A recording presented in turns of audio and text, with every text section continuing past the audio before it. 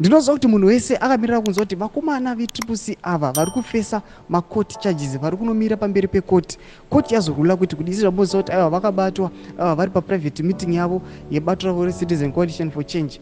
Brutality yemapurisa ikanovabata, aiwa vakahendliwa zvisina kunaka, vanhu zvavari kugwadziwa nazvo. Pane mashoko atagwa nemakotsi nhasi apinda mashoko awa, nondibva wasubscribe like utina on the bell icon. Tipinda paChange Radio notira mashoko kuti persecution by prosecution.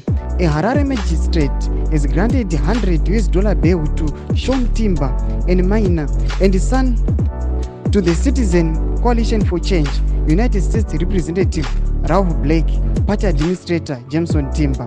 Bail application hearing for the remaining 78 is still underway. Ndo mashoko ari kubuda panapa in update iri kubuda muzuva ranhasi yavakomana vamoziva kuti aiwa vakabatwa zviri brutal. So muri kuona mapictures, muri kuona vakomana vamwe vari kufamba vachikamhina, vamwe vakaberekewa vakapfekedzwa hembe dzeusungwa rokuti kutadza kufamba nekuda kwemapurisa akavarova. Aiwa vakaoneswa moto. Muri Zimbabwe chimbotiudza kuti munoti kuipa musoro pechiitiko ichi. Mabatiro ari kuitwa maopposition activists munyika yeZimbabwe. Pinda mukome section medu mudze mafunguro enyu, musangano subscribe, kulike, chinotina on the bell icon.